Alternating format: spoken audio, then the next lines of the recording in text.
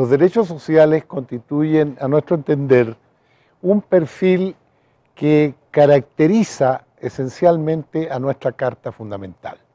Históricamente es la primera constitución que conceptualiza la propiedad-función social y que pone en el centro de la preocupación del Estado, ¿sí?, a los sectores sociales vulnerables que lamentablemente han seguido acompañando desde el origen de nuestra Constitución hasta nuestros días.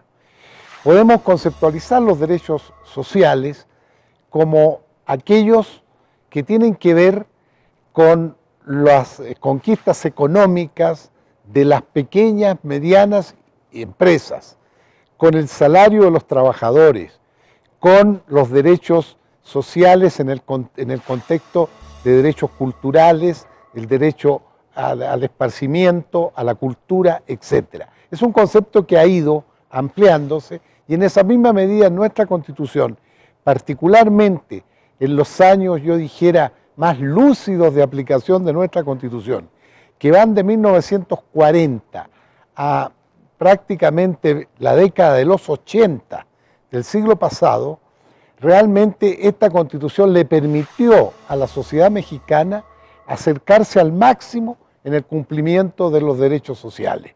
Crecimos a tasas de un 6,3% y que le permitió la creación del Instituto del Seguro Social, todas las prestaciones, la conquista de un salario mínimo cercano a las tasas inflacionarias, etc.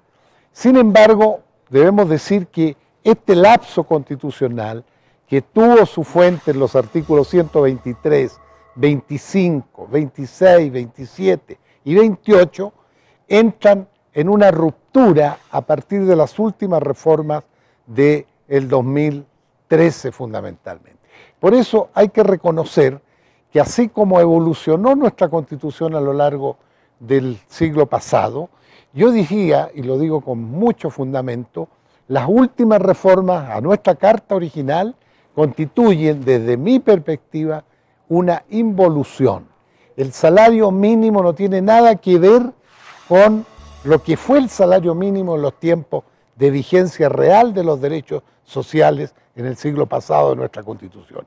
¿Qué decir de la seguridad social? En donde del esquema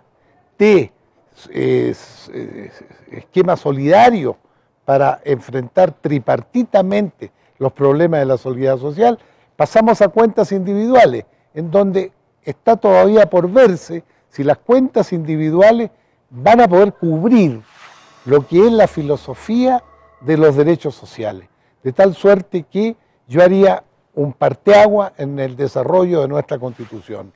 Por eso, los 100 años que vamos a celebrar deben evaluarse, a mi juicio, en torno a dos grandes etapas.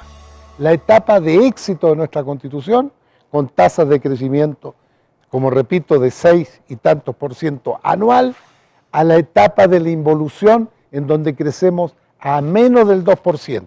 Y como el aumento poblacional es de 1,3, 1,4, prácticamente en la involución de nuestra Constitución, México no ha crecido.